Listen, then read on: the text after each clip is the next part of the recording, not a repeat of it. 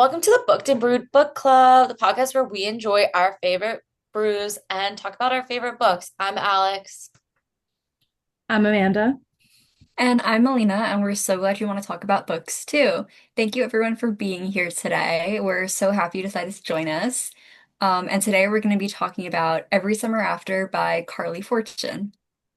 Woohoo! We are excited. Like I mentioned last podcast, we are doing a couple of rom-coms to finish out the summer.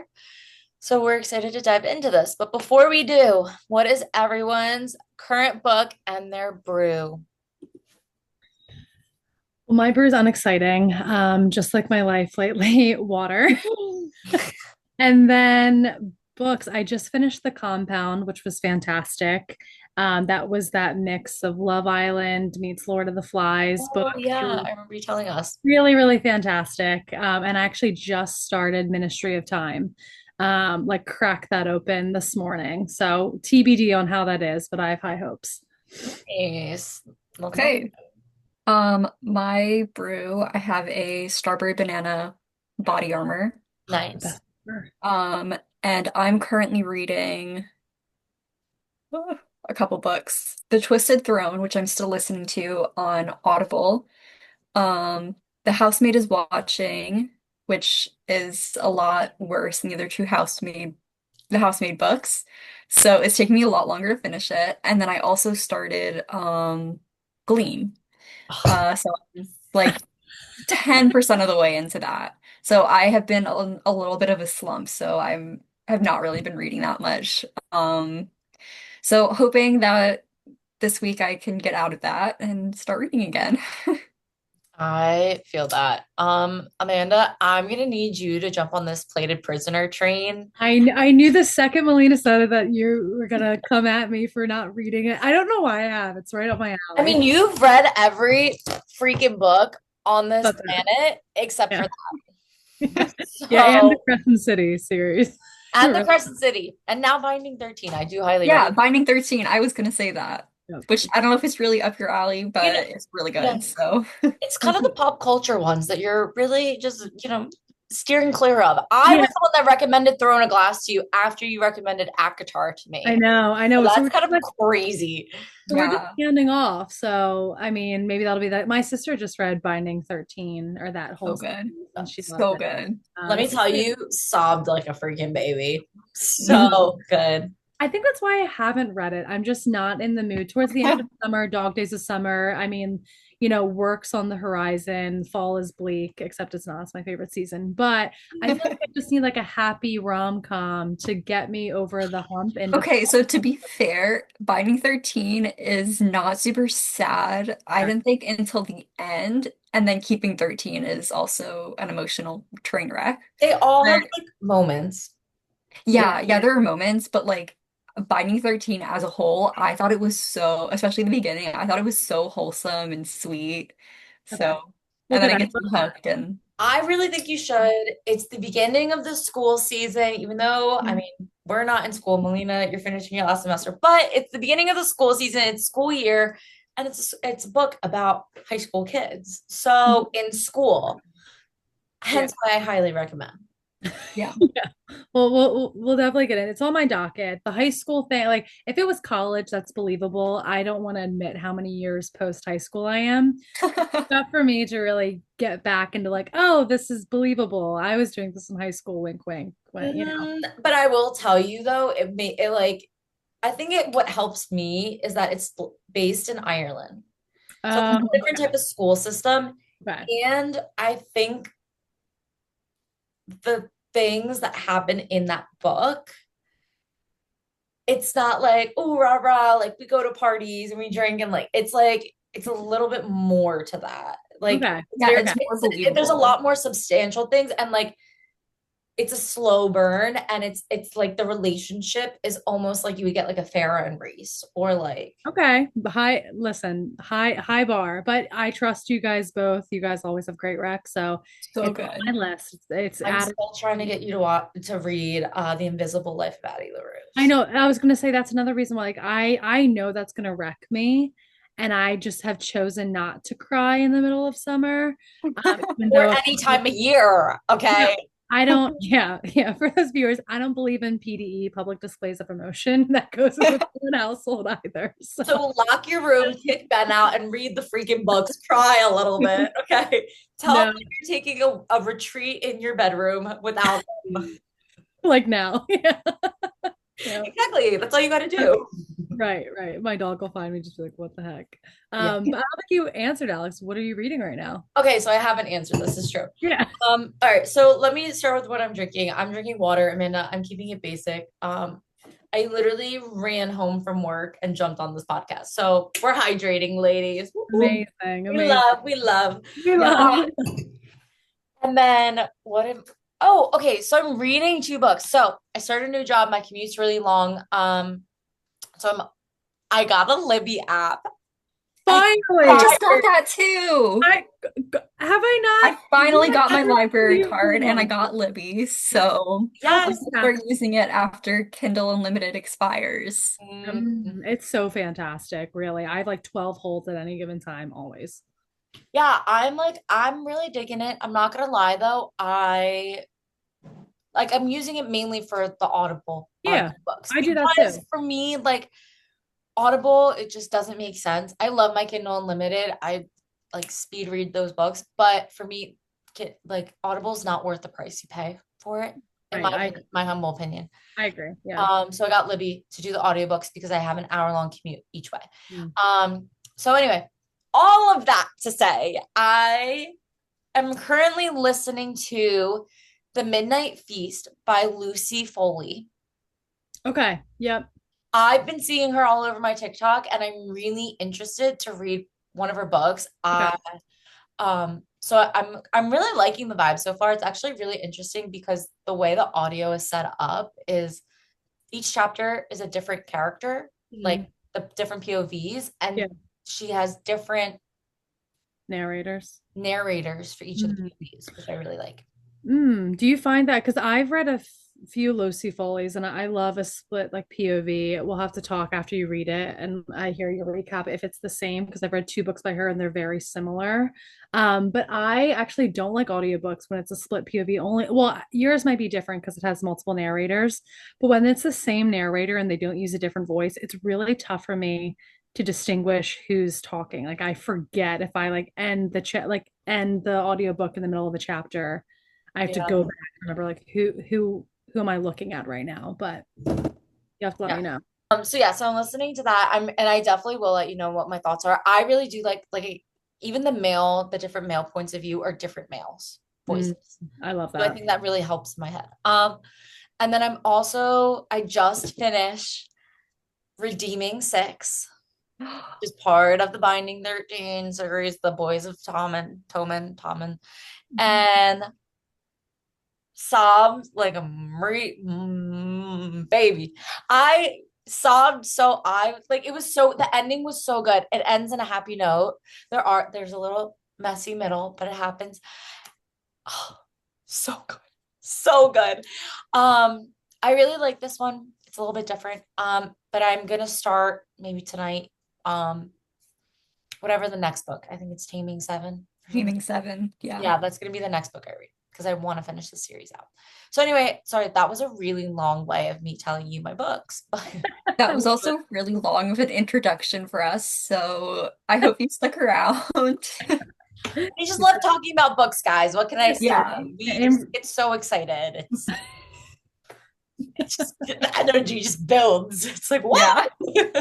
The excitement's palpable. It's also, I don't know what's wrong with me. It's like it's a Monday and I got energy. I think it's the last of my energy before I crash. So yeah, give me an hour and I will be Yeah, I was back. gonna say the time's a ticket. We got 45 minutes before you just see Alex fade off screen. Yeah, that'll be me. Yep, exactly. Okay, so who wants to do the summary of every summer after? All right, hold on.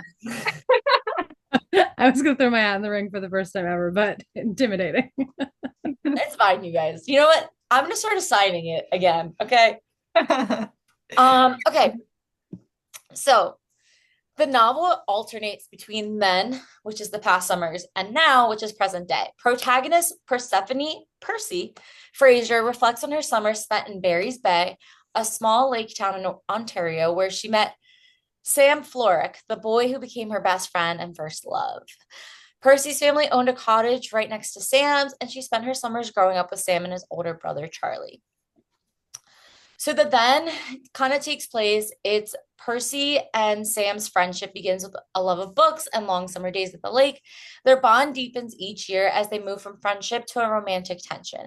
They share their first they share his first kiss, not hers. They share first love and then ultimately first heartbreak. But one summer, Percy makes a mistake, a very drunken night where she sleeps with Charlie instead of Sam. She's also really pissed with Sam because he kind of ignores her while he goes away to school. Um, and this betrayal shatters her relationship with Sam and she returns to Barry's Bay. I will say that basically Sam goes to school early, doesn't really make the time to talk to Percy. She's really upset they're dating at this point, and um, she thinks that they're breaking up. And so she goes and hangs out with Charlie, who she's been hanging out all summer with. She ends up sleeping with him, realizes how big of a mistake it is immediately. But then later on, Sam eventually comes home and proposes to Percy. And the only reason she said no as badly as she wanted to say yes was because she knew that she slept with Charlie. And if Sam ever found out, it would be like the ultimate betrayal. Um, After that, they didn't talk for the absolute longest time. So over a decade, Percy, who's now a successful writer living in the city, learns that Sam's mother, Sue, has passed away. Percy returns to Barry's Bay for the funeral, knowing she'll have to face Sam after years of silence. She's overwhelmed by guilt and nervousness, but also nostalgia and longing. Percy and Sam reconnect, slowly unpacking years of pain, hurt, and lingering feelings. Through their conversations, Percy finally admits that he knew the truth about her betrayal. Sam is deeply hurt. Oh, she finally admits the betrayal to Sam, which he knew the entire time because Charlie told him. Sam is deeply hurt, but also acknowledges that he never stopped loving Percy. After working through their past and rediscovering their connection, Sam and Percy decide to try again. Oh my gosh, I can't speak English today. This time as adults who understand both love and forgiveness. The novel ends with hope and healing, emphasizing that while mistakes and regrets can haunt us, love can endure through time and second chances. Oh, so cute. Okay, how would everyone rate this book? Well, I'll get it out of the way early. This is one of my favorite all-time books, rom-com. So it's a 5. We'll get into why. It sounds like you guys both don't agree. So watch me cry and fade off screen. What do you guys think? I thought it was a good book. I enjoyed it. I definitely, not definitely, but I most likely either wouldn't have finished it or would have taken a really long time to finish it if I was reading a physical book or on Kindle. But I really enjoyed listening to it. And I would rate it 3 stars. Ooh, okay. I feel like that is better than the review you gave last week, Melina, on the Emily Henry book. Um, well, the Emily Henry book, I did also read a physical copy, not a physical copy, but like I read it on my Kindle. Yeah, And that really, I don't know if it's just me, that really affects with certain books how much I enjoy them. yeah, Interesting. that's fair. I can believe that. I'm the same way with audiobooks. Like if it could be a fantastic book, but if I get a bad narrator, I don't like the book. And Mm. it's really tough for me to get through. So I'll have to take a look at the audiobook, Melina, if you said it's the narrator's good. I enjoyed it. And I enjoyed not having to read. So, There. It's a lot easier when you have an audiobook. Like I yeah. always have one when I take the dog on walks, to Alex's point, Mhm. when I'm driving to work. It's always great. You get through it quicker. Yeah. Yeah, yeah. I will say the audiobook, I listened to it on the audiobook Mhm. and it was so good. I thought from the audiobook, I think the narrator did such a great Mhm. job with it. Um, that it kept me entertained as I was driving. That being said, I just like I thought it was really good, but I didn't love it. Like I liked it, didn't love. But I did give it a 3.75 on Fable. So like almost a 4, but like it's not my 4. Like I'm putting 4s, guys, as, you know, like some of the ACOTAR books are 4 for me. Hmm. Like I they're not like again, I we talked about this in a couple episodes ago. I'm very critical. So like my 5s are like I could probably name on one hand how many 5s I've given out. Hmm. 4s are like, okay, they're almost like a 5, but like they're just missing that tiny piece. This is Hmm. good. It's almost a 4, really good, but like it's not quite that 4. I'll take the hits. It's fine. It's fine. But Look, you should have sat in for Beach Read last week. We Oh, tore that book apart. And I'm so yeah. sorry to anyone who loves Emily Henry, but guys, that's my favorite Emily Henry book. It I'm wasn't, mad. it's not a bad book. It's not a bad book. We just both were not crazy about it. That's fair. I feel like that's why I always find it. I'm a very atmospheric reader is a wrong word, but I go in phases, right? I get my rom-coms like set Mhm. on a yeah. fun summer locale. I like to read those in the summer. By the time fall hits, you can't pay me to read one of those, and I switch to more serious books, fantasy, like thrillers, or I'm a big fan of in the fall. So I'm very seasonal when it comes to reading. So I get that if you're not in the mood for it, it's tough to slog through one of those. But this one, I think we'll get into probably why shortly, but it's a lot of nostalgic elements for me in this book, Every Summer After, which is why I think I liked it. Um, but we'll get into it, I'm sure. Mhm. Nice. So, all right. Favorite parts and least favorite parts. For me, it was when Sam and Percy first like kind of got together the first time when they were kids. When she spent the night at his house. Hmm. Um, yeah. Sweet. Alex, what about you? I would say I have like there are a lot of favorite parts that I have in this. I just love their relationship. So I thought it was like so cute. I have to say like maybe when it first started out, like he was just so like she was going through such a rough time with her friends and he came into her life at like such a great point where she really needed that friendship and she made him a friendship bracelet. Mhm. That was so sweet. And he was talking about that and they talked about like books and they talked about her horror movies that she loves. So like I think I really loved the budding of that relationship and I think everything that came after that just added on to it in my Yeah. Yeah, I agree. I think one of the reasons why I rate this book so highly is I really, on principle, hate a split timeline book. There's always one timeline you want to learn more about, right? So it's usually the present for me. I hate going back in time. So whenever I get a book that's a split timeline, it's automatically dinged a bit in terms of points or the level I like it because who cares about the past? I always want the present. And this one was one of the first ones where, to your point, I think the relationship was so sweet and it was so innocent and it was natural in the way they described it.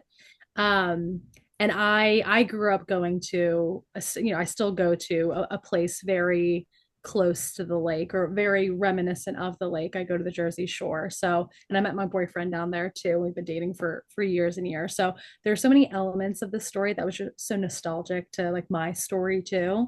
But those early years when she's an awkward teenager and he's growing into himself, it's just so innocent and sweet, and it really just like melts your heart. Yeah, I get that. Like I said, I really liked the best friend. Like I think this book does a really great job of start being best friends and then growing into that romance and you feel the tension. Mm. Um, there's other books where I think it's very similar in that aspect where they try to make it a friends to lovers and it's just not done well. And I think this is done really well, in my perspective.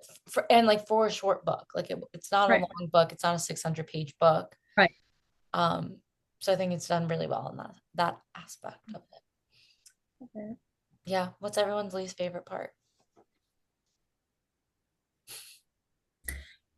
I hate every time uh Sam's witch of an ex pops up. I just wanted to like knock her into the water. Like I even forget her name because I try to just like Taylor. forget about her. Yeah, horrible. That and maybe it's because I just read One Golden Summer, which is Charlie's story. Mm, That was so sweet and so cute. I really disliked the twist that she slept with Charlie. I understood how it kind of wove into the story, and that was the reason why they had, such a close relationship split for so many years. But I just thought that Charlie throughout the book was I think by and large, such a good big brother to Sam, and he was going through his own things and he appreciated Percy when maybe Sam took her for granted. And so for that to just be the rift, I thought was just really unsavory to me. I didn't like it. But I understood why it fit into the story, so I kind of forgave it. But yeah, was not a fan of Carley Fortune in that moment when I'm like, but why? Charlie's so sweet, you know? yeah. Yeah. About you, Melina? Me too. I really didn't like so like the summer I turned pretty, it's basically Belly coming between two brothers. Mm. And I felt like it was a similar thing here. And I hate that dynamic of a girl coming between siblings, like a family, and possibly creating problems there. And I'm like, why can't you just pick and choose one? Right. Just, I mean, or none. Like if it's that much of an issue, don't I don't know. I don't understand and it really annoys me to see that type of dynamic about with the two brothers. Mm. I'm with you. Yeah. I agree with you guys. I think that just sucked. Like her sleeping with Charlie, I was like, seriously. Right. Yeah.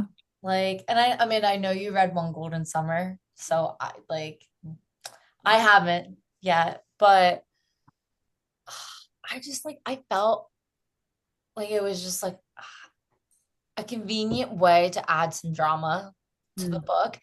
And in my opinion, guys, hate me on this or not, I felt like there was such a lead up to this moment, this moment, this moment, this moment about her and Charlie, or about like, oh, something happened, and you get to the point you find out she sleeps with Charlie, and then almost like immediately after, maybe like a chapter or two, like it's present day, and you find out that Sam knew about it the whole time, and he's like, look, we all make mistakes. Yeah. And I was like, okay, so like I get it, but I just felt like, oh, here's the climax of it, of everything we've been working towards.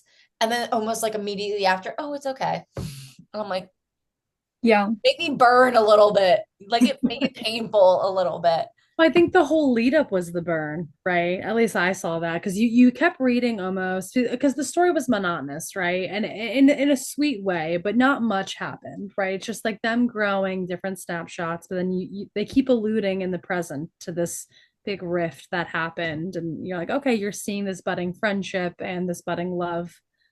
What would cause them to split 10 years after, you know? Um, so I at least appreciated that kind of inflection point in the book where I stopped having to go back to the past. It's like finally, I hate jumping back, but Yeah. yeah, it did wrap up fairly quickly after. So I can Yeah. understand that kind of This frustration. is this is a problem I have with a lot of rom-coms and even some other books. Um, they keep going back to, oh, this thing happened and not saying what it is. And I know that's part of like the lead up and getting you to really want to know what happened. But specifically in rom-coms, I hate that. Like just tell me what it is that happened because the lead up is just making it more dramatic and in the end it's going to be like that really wasn't a big deal. Yeah. Um and you guys could have reacted better. Like for me, I was just thinking like 13 years of not talking because you slept with his brother and you loved him and you couldn't tell him. Like you couldn't reach out. How strongly did you actually feel about him? Right. Like, why didn't you try to apologize? Like, that's Exactly. what, like, didn't make sense. But then again, it's like a fictional book. I have to remind myself this isn't real life. No, yeah. Obviously, what But I like, would do as a human being is different than how this girl's coping with whatever. yeah. Yeah. And the fact that she ruined her friendship with Delilah, her best friend, over it, I was like, I just did That not didn't make understand sense. that. I No, was I like, was are good you with I serious? hated Delilah. I wanted her that bitch gone. Like I Really? no, she was such a bad friend. Like genuinely, I just thought I guess she kind of redeemed herself, but she No, was such a terrible friend. It's one of those I like a fair weather friend almost. I was like, okay, good riddance. Like I'm with you. I actually disagreed a lot. well, Like at good. the beginning, I was like, oh, she's kind of crappy. And then I thought she kept like redeeming herself. Like she was actually a good friend at the end.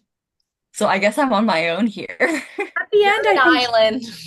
you're an island. There's a paddle. No, I agree. I thought at the end she really did come full circle. I think when Yeah, she was like in college, she mhm. yeah. She was But then just kind of like building up to being this better friend. Like she started being this like kind of crappy friend, kind of selfish. And at the beginning, especially, she wasn't very good. But as she grew and like she got older, you kind of saw her mature and like value Percy's friendship more and like treat her better. Um, so I was just thinking about like some of the things that Delilah would do. I don't remember what exactly it was that I was like, oh, that's like a good friend, but I just thought more towards the end, she was a pretty good friend. And she was like very cognizant of what Percy needed and did a lot for her. Um, but take what I say with a grain of salt because I have not had a lot of good friendships in the past. So That's fair. We've all had our fair share of bad friendships. But I don't know. I didn't like Delilah because I thought like she completely like shut out Percy for like after the watching the horror movie and whatever. And I just thought that Percy, like, it just felt convenient. All of a sudden, Delilah like, cuts her out of her life for however long, and that's Percy's like only really close friend, and all of these other girls don't like her. And then for her to come back and be like, Percy, yeah, those other girls suck. We're besties, right? And yeah, Percy's like, yeah, okay. Like went along with it. So yeah. for me, I thought that was weird and I didn't like how their friendship started, but I felt as it developed more as they got older, I didn't mind Delilah. I didn't think she was great. I thought she was a really superficial character that didn't really have depth. Then again, we're only getting one side of it. Yeah. Um, but I did think that, for example, she first time at the cottage, she like started hitting on Sam or Charlie. And Charlie had a girlfriend. So then she tried to move on to Sam when they were on the boat with all their friends for 4th of July, maybe. Mm. And she notices the banter between Sam and Percy and their relationship and how there's more to it. She picked up on that pretty quickly. Yeah. And Mhm. she immediately sat next to Percy and was like, I'll keep your secret safe. Yeah. And Yeah, didn't and try to go after Sam. And she's been, that's part of what I was like, I think she's a really good friend for doing that because she easily could have just been like, no, I don't care. yeah. Sam's hot, so I'm gonna go after him. But That's interesting. That's interesting. I almost saw it through. And again, maybe that's just because I feel like this is something, this nuance in the book is so unique to girls. Girls are so mean. There's all this like yeah. non-spoken communication where like, I Mhm. didn't even think about reading it like that. I more read it as, oh, she picked up on Percy's feelings, sat down and was like, oh, don't worry, I'll keep your secret. And it was, Um, and so again, that's just the way I interpret it in the moment, maybe from the history of before. But I think we can all appreciate like girls are so mean, especially at that age. They're so clicky. And maybe Yeah, that's why I had trouble giving up my dislike of Delilah, even though when she redeemed herself at the end, especially in college, I agree. I thought she was such a good friend for being, for yelling at Sam and being like, you screwed up. What are you doing? Um, mhm.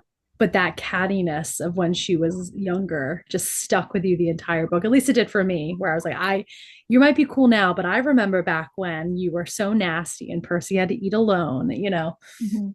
Um, Yeah. something that all girls can probably relate to, either being, you know, that Yeah, catty girl and growing or being, you know, the odd man out and kind of evolving. So, Yeah. Agreed. definitely. mhm. Um, all right. So, I mean, we touched on our book club questions, but okay, so, Sam and Percy become friends pretty quickly. What do you think they each get from their friendship and their relationship at the beginning? Because obviously, as it grows, they start to fall in love. But what do you think they like, you know? I feel like it's not very common that boys and girls are friends at 13, maybe younger, it's different, but at 13, you're kind of at that age where you start liking, the opposite, or maybe not the opposite, but you start to have attractions towards other people. Yeah, Yeah. yeah. Sorry, I'm trying to be like super inclusive here. But so like well, yeah, so I guess I'm reiterating the same question I just asked, but what do you guys think that they get from their relationship? Well, I think Percy is an only child, which I certainly can't relate to. I have a billion brothers and sisters, Right. but I feel like especially after that rift really early on with Delilah, right? She's just going into middle school. Her best friend and her friend group, she loses it all. She doesn't have a sibling to fall back on. Her parents are a bit quiet, introverted. And I think she sees the enthusiasm and this greater than, you know, larger than life family in the Floric boys and in Sue. And I think she's so attracted or kind of gravitates towards that just level of fun, right? From she's eyeing them from the dock for days and days, and she's seeing them go out on the boat, go swimming. And I think she's just naturally attracted to something that's not as depressing as maybe the current headspace she finds herself in. So I think that initially. And then I think from Charlie's side, as a younger brother, I feel like he was so living in the shadow of his older brother, right? Like everyone knows his mom, she's a pillar in the community. His older brother Charlie is this larger than life character with all of his friends, and he's always been Charlie's little brother, not Sam. And so I think when they first meet, Percy's like, "Oh, this is Sam, not Charlie's younger brother." And the same, I think, in reverse, where, you know, no one's ever seen Percy or she feels like no one sees her and Sam's paying attention. And I think that's kind of an initial click really early on. Yeah, I think that was really well said. It's only my favorite book, you know. She psychoanalyzes this on the reg. Right, yeah. I write blog posts to it, yeah. I agree. I think they become friends because they're like whatever's missing in their own life, like the other person fulfills. I think they Mhm. feel heard for the first time too. Yeah. I think you're right. Like as a younger sibling, you're kind of in the shadows. And I think Percy made him feel heard, and then vice versa. I think Sam, you know, kind of took her gore and horror movies and, all these things about her and kind of just took it for like a bull by the horns and just went with it, and he Yeah. accepted her and embraced her unconditionally, which kind of led them into the love that they have, which I really like. How do you think the story would have changed if it was Percy as the Sam and then Sam was the only child introvert? I sometimes think about that if like roles were reversed. You've really thought about this book. And no, I just like whenever there's a sibling dynamic, especially an only child, it's so foreign to me Yeah. as I'm the oldest sister of seven siblings total. I have six younger siblings. So for me, it's so far removed, it's practically fantasy. So whenever I read, especially this one's like heavily childhood, you know, birth order, you know, only child versus siblings, it just gets my brain going. Valid. Very valid. Melina, what were you gonna say earlier? I have no idea. That's fair. I think that I think if roles were reversed, honestly, like Charlie might be the creepy kid that, like the creepy. I mean, not Charlie. Sam. Sam's like the creepy, Right. like next door neighbor that you're like, oh, like he's into all the gore and the horror, and he does is spend his time writing like horror stories. Right. Like I mean, I guess that's if they swap personalities and lives, but I It don't know. turns into a thriller. Yeah, The cabin like across the lake or whatever. right, right. I think if roles are reversed, it'd be kind of more of like you said, a thriller book than an actual rom-com. Hmm. Um, but I think the dynamic, I feel like you can't really play this like because if Percy had an older sibling, I think she would have been more confident in herself. Hmm. And I think not that Sam wasn't confident in himself, I think he probably would have had room to like grow a little bit. Like maybe the dynamic wouldn't have worked as much because I think they both were quiet. He was popular, yeah, like everyone knew who he was. I think she comments on that at one point, but I think because Sam was like more of the shy, like kind of like, oh, like, like he's like, Hmm. oh, who me? Like that type of guy. I think their relationship was more of a result of their situation. So if Mm. the situation changed, then their relationship wouldn't have happened. Thank you. That's exactly what I was getting at. But That's what I figured. well, I was thinking the Melina's like whoop, and I was like woo, squiggly line. It's a point B. Yeah. Happens a lot. It's fine. It Um, happens. It happens. yeah. So Sam and Percy's romantic relationships begin when they were very young. Do you think it would have survived had they not broken up? Did they need the time apart to ultimately end up together? I don't know if what I say is going to be unpopular, Go for it. but I think no, they did Ooh, not tell me need that why. time apart.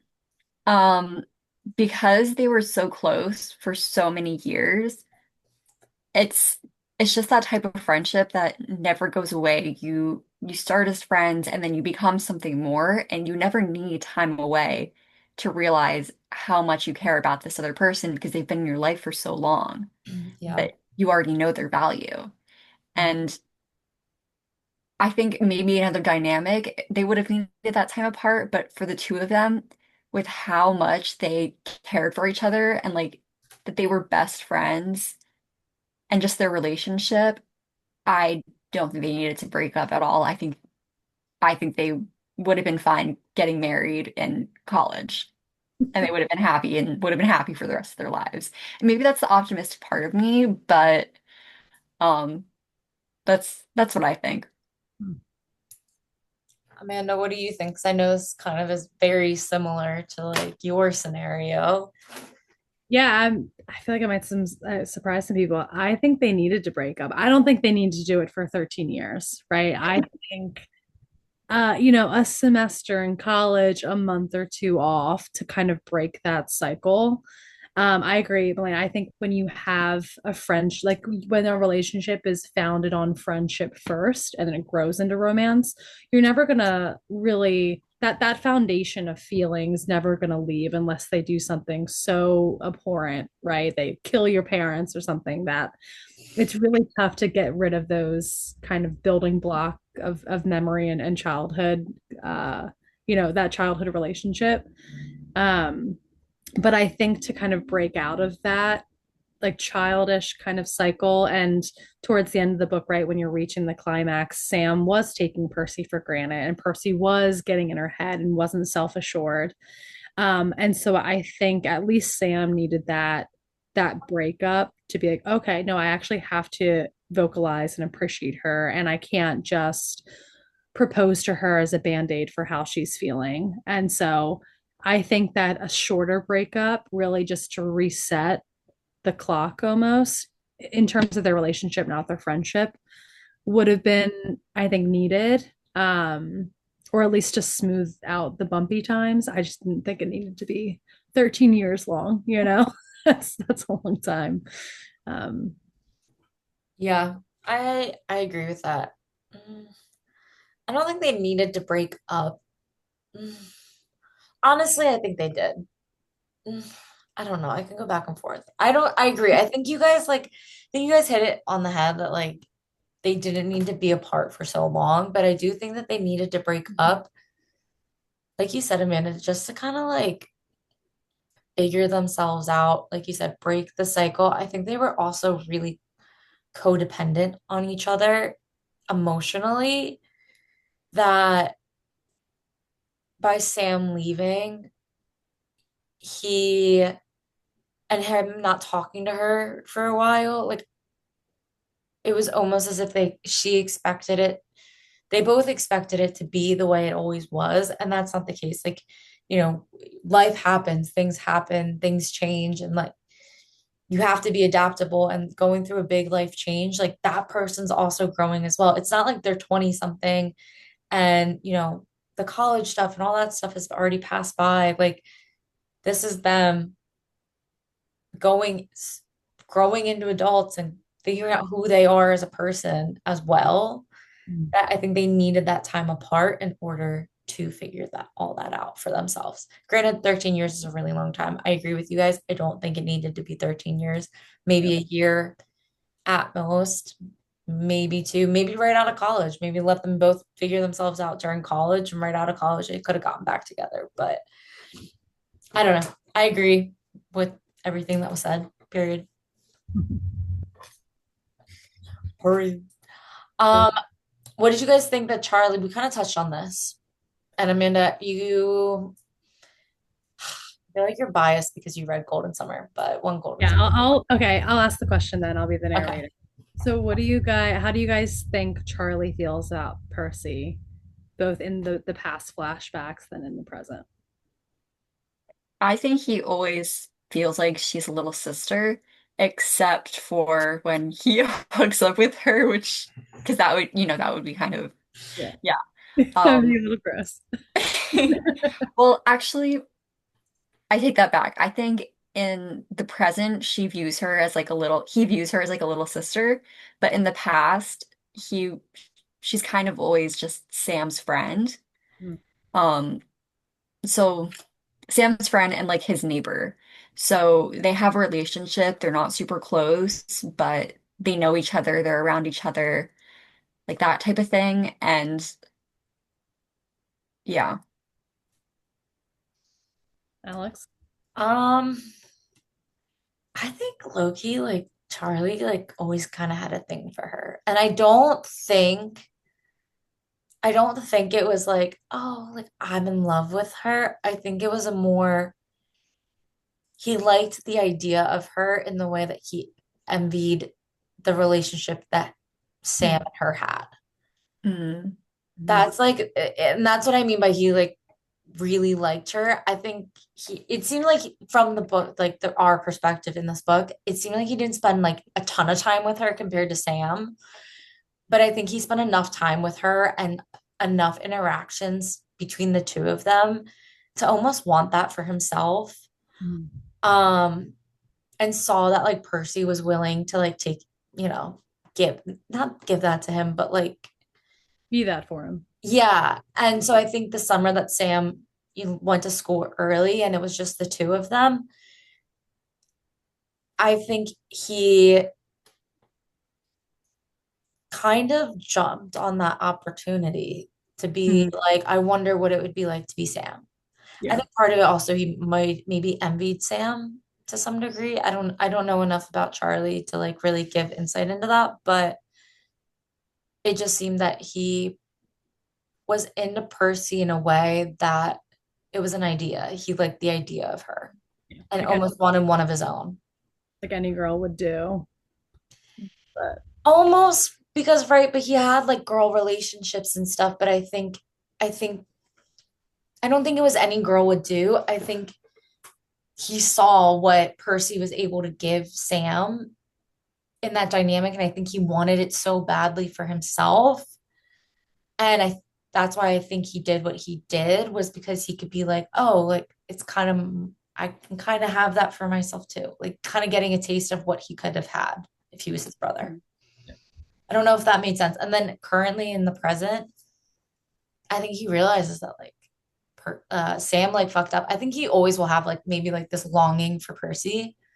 In a way, again, maybe it's just like him mourning the idea of this relationship that he built up in his head.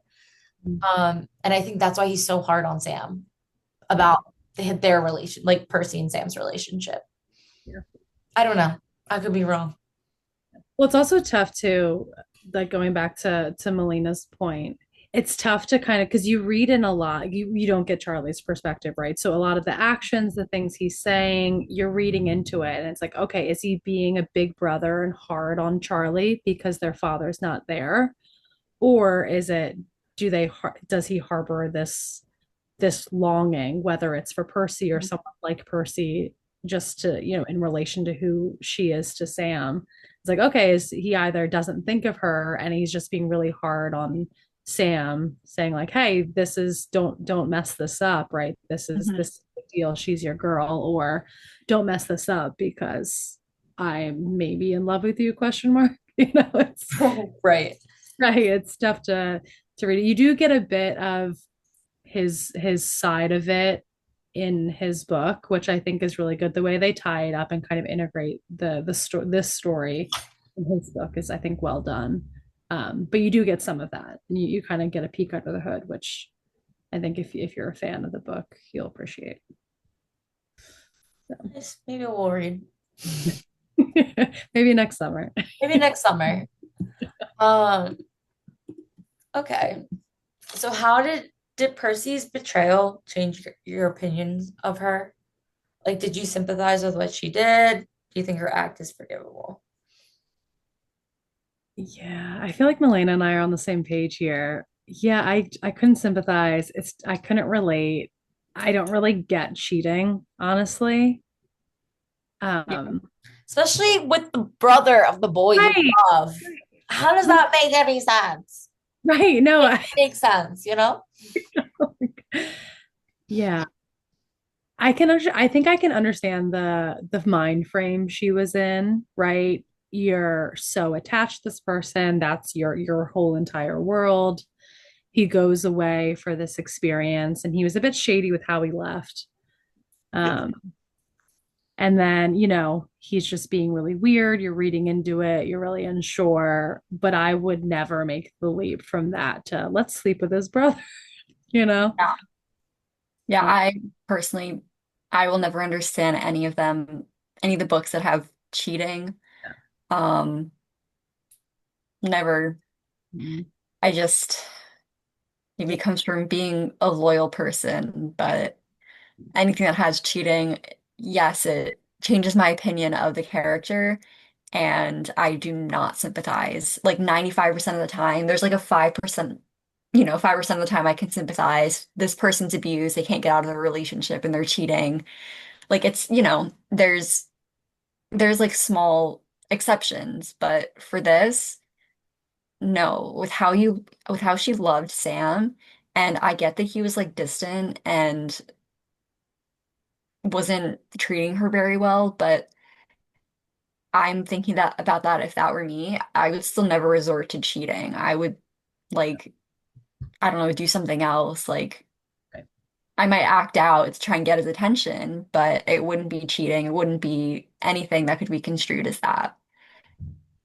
I agree. And I think reaching out to Charlie and like confiding in him in the situation was fine. I don't see that as a betrayal. But yeah, I would never jump from that to let's sleep with him. Like, Yeah. it's crazy. I just like don't understand why either of them didn't try to pump the brakes.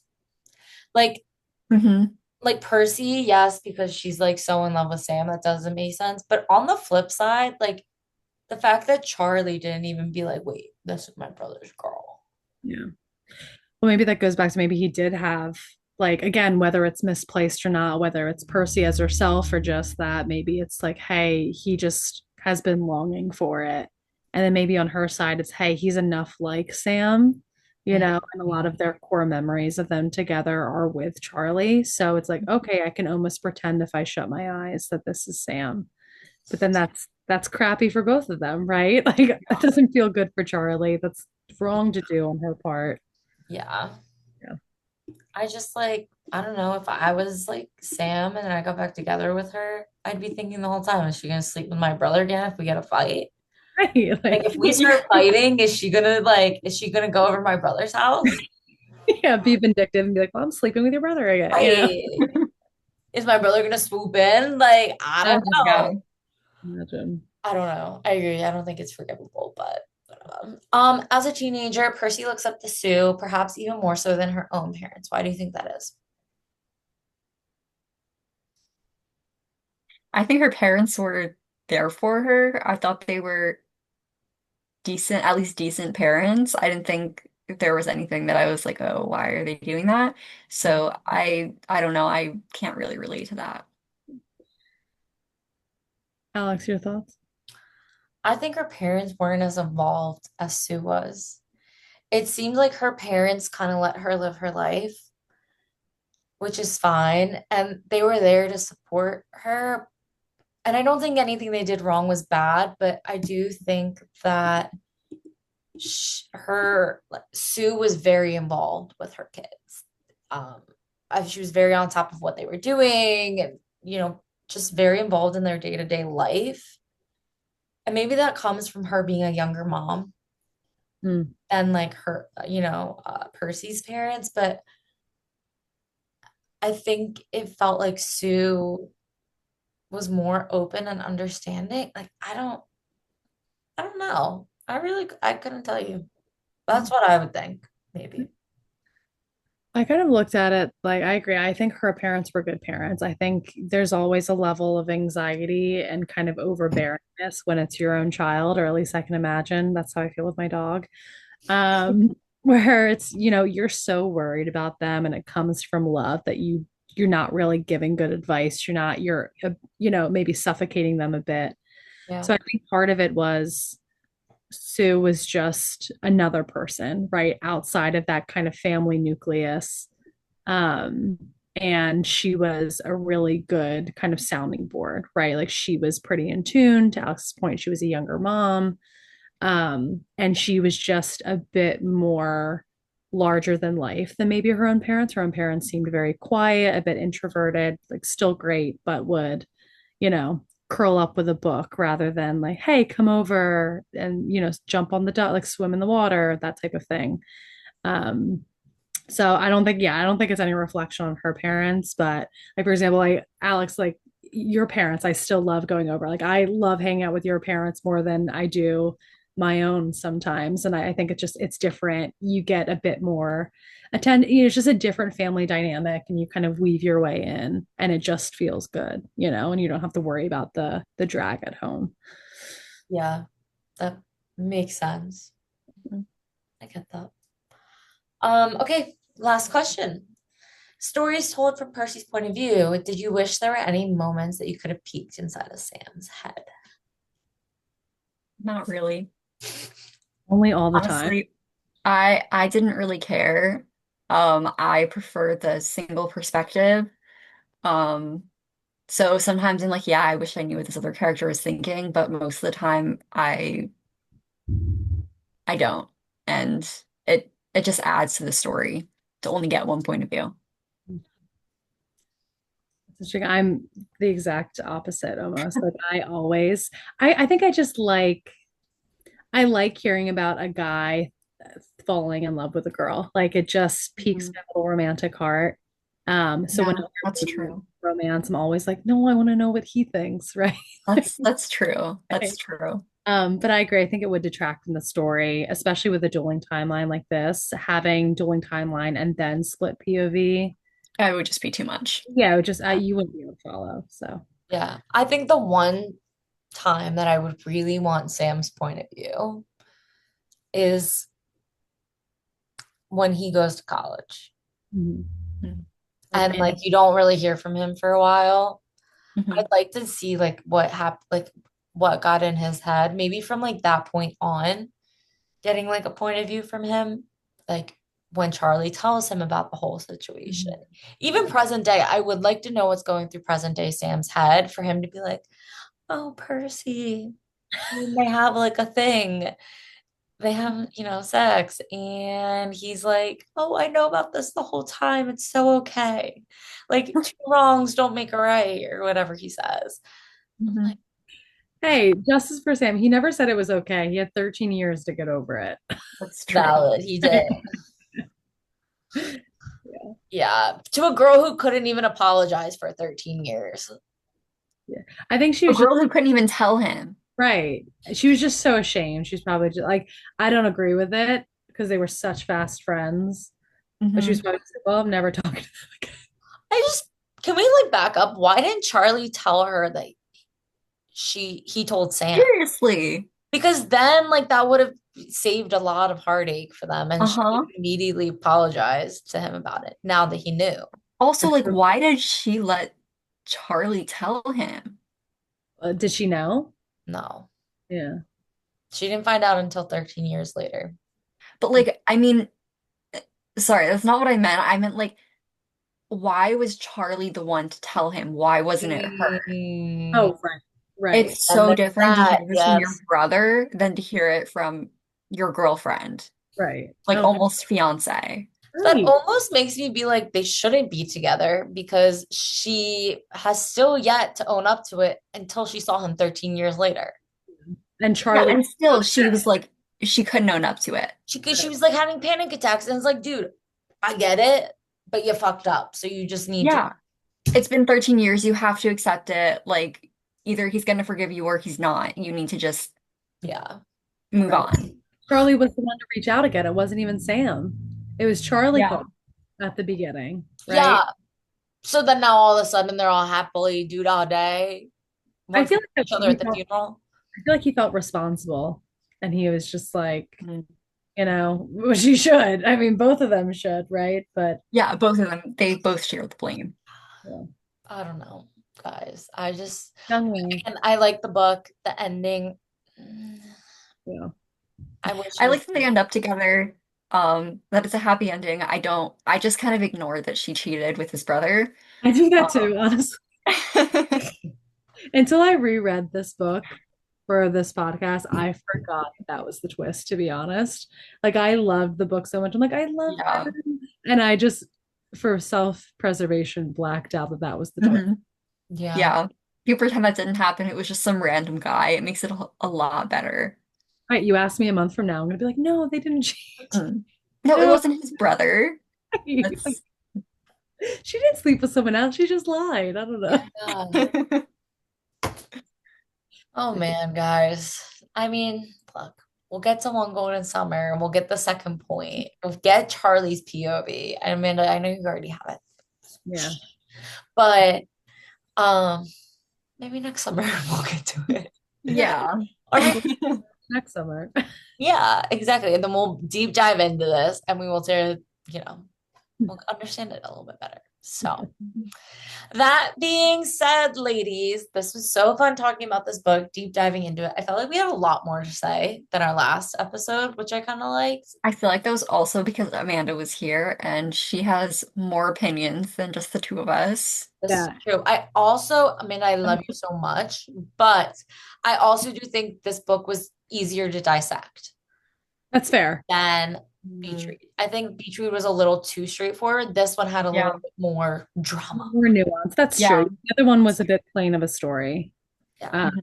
But you guys are always more deep. I just talk. Like my parents said the worst thing they ever did was teach me how to say words. So, you know, Yeah. but Alex laughed because she knows it's true.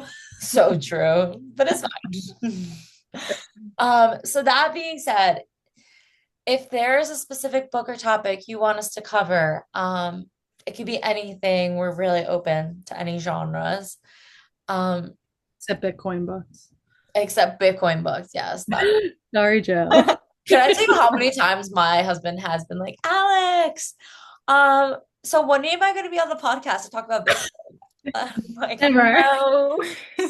Never. You wouldn't know. We have 6 viewers probably, and we're gonna lose all of them thanks to you, You're right. including my mom being one of them. Right. So I'll unsubscribe. Like, yeah, he's like, okay. He's like, maybe I'll start my own podcast. I'm like, do that. You Go for should. it. You Go for should. it. Okay. Yeah. I will not be on that. Okay. But anyway, if there's a specific book or topic you want us to review or dive into, anything except for Bitcoin, as we stated, let's just stay away from nonfiction, unless it's like a story of an actress or something, right.